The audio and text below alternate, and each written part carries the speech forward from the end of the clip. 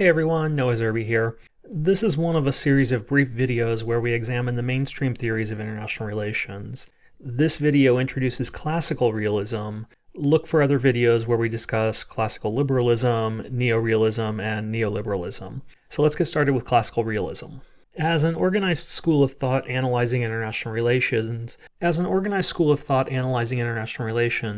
realism emerges at the end of World War II out of the perceived failure of the League of Nations and its mechanism of collective security to prevent the outbreak of the Second World War. We examine both the League of Nations and its collective security mandate in other videos, but for now, remember that when the League was created, its primary mission was to prevent another global conflict after World War I. But the League's inability to do that, combined with the emerging tensions between the United States and the Soviet Union in the Cold War, required, at least in the eyes of American policymakers, a new way of thinking about global politics. Realism emerged to fill that gap. It quickly became the dominant approach to study IR and foreign policy decision-making, particularly in the United States during the Cold War period. But like liberalism, realism claims that its historical roots are much deeper than that, stretching back to ancient Greece with Thucydides and his Melian dialogue, which warns that, quote, right, as the world goes, is only in question between equals in power.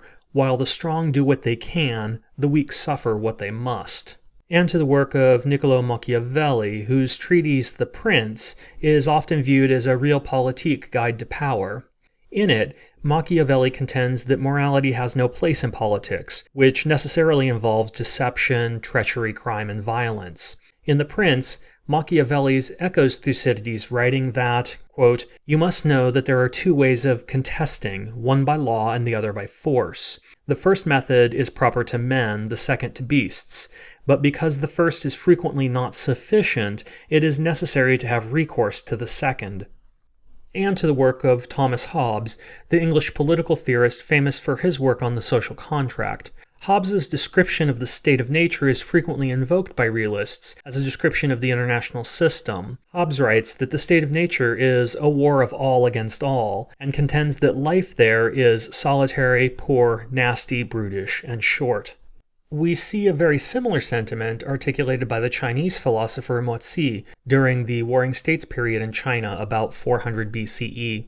Mozi was an advocate for universal love, of equal love for all people, and believed that the state or government was necessary to set the conditions under which such mutual respect could be enacted. As Mozi writes in his most famous work called Universal Love, in ancient times, when people were first born and did not yet have any form of government, there was a saying, people differ with regards to their ideal sense of what is right. So one person had one idea, two people had two, 10 had 10. The more numerous the people, the more numerous the conflicting ideas. So people affirmed in their own ideals and refuted those of others. Thus, when interacting, they opposed one another. Within the home, resentments and hatreds arose between father and child, elder and younger, and once separated, they were unable to reconcile harmoniously. Ordinary people throughout the world used water, fire, and poisons to harm one another and wouldn't help one another out if they had the strength to spare. In fact, they would prefer surplus goods to rot rather than share them. The way of virtue was hidden and not shared between them. The chaos in the world was beastly.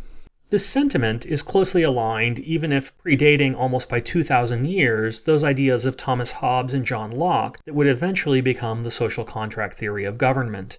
Now, you should have already noticed a theme running through the work of these various theorists, and that is that human nature is fundamentally self-interested. That absent external intervention, usually by a government, people will lie, cheat, and steal, and probably even kill to advance their own interests. It is the focus on self-interest rooted in human nature that is absolutely central to classical realism. Now, if the historical roots of realism lie in the works of theorists like Thucydides, Machiavelli, Hobbes, and Mozi, the contemporary roots of classical realism must be seen in the context of the Cold War. Hans Morgenthau's book Politics Among Nations, first published in 1948, is often pointed to as the seminal text in classical realism. Morgenthau was a German national who immigrated to the United States in 1937 to flee the Nazi Party. Morgenthau served as a consultant with the U.S. State Department immediately after World War II, and in that role he helped to craft both the Truman Doctrine and the Marshall Plan, and served as a political advisor to several post-war presidents, including Johnson and Kennedy, until he was dismissed by President Johnson in 1965 for Morgenthau's opposition to the Vietnam War. As Morgenthau writes in his book Politics Among Nations, the statesman must think in terms of the national interest, conceived as power among other powers. The popular mind, unaware of the fine distinction of the statesman's thinking, reasons more often than not in simple moralistic and legalistic terms of absolute good and evil. In Politics Among Nations, Morgenthau outlines the 6 tenets of realism which provide the basis for classical realism's analysis of global politics. Specifically, he argues that politics is governed by objective laws with roots in human nature. That is, we can develop a scientific understanding of politics based on our understandings of human nature, and importantly, human nature is viewed through a very pessimistic lens, that we're all self-centered, self-regarding, and self-interested as a species.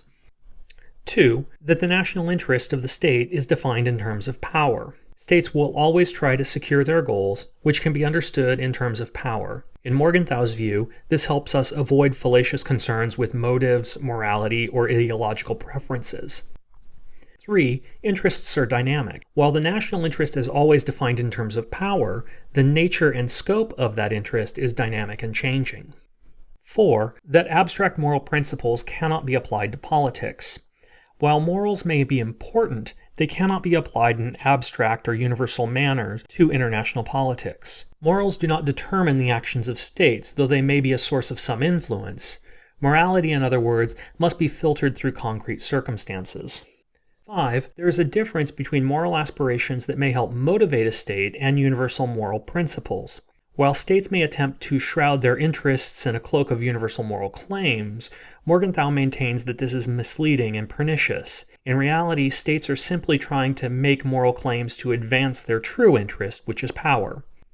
And finally, 6. The international sphere is autonomous and distinct from the domestic sphere. While we may engage in legalistic or moral arguments in domestic politics, there's no room for such debates in international politics. In the simplest terms, you can think of realism using the 3 S's. Statism, that the state is the most important actor in international relations. Self-help, that the anarchic environment means that states can't cooperate, it's thus a self-help environment. And survival, that the self-help environment of the international system means that states must concern themselves above all with survival. Everything else, including morality, is at best an afterthought. Now, realism begins with some foundational assumptions it makes about the nature of actors and the international system. With respect to actors, realists begin with the assumption that states are the most important or central actors of international relations. While other actors participate, states are the ones that really matter. Further, those states behave as rational unitary actors, that is, they operate in the pursuit of the national interest defined as the survival of the state as a single unit. This puts them at odds with other states pursuing their own national interest in the international system and necessarily creates the security dilemma, which we deal with in another video. At the international level, realists believe the international system is fundamentally anarchic, that there's no central authority capable of enforcing decisions or monitoring the behavior of states. As a result, the international system is a self-help environment, and political pronouncements to the contrary, states cannot trust one another. And finally, realists contend that power is a zero-sum game, meaning that one state's gain is necessarily another state's loss. Well, that concludes our very brief introduction to classical realism. Be sure to check out the other videos in this series and let me know if you have any questions. Thanks, everyone. Bye.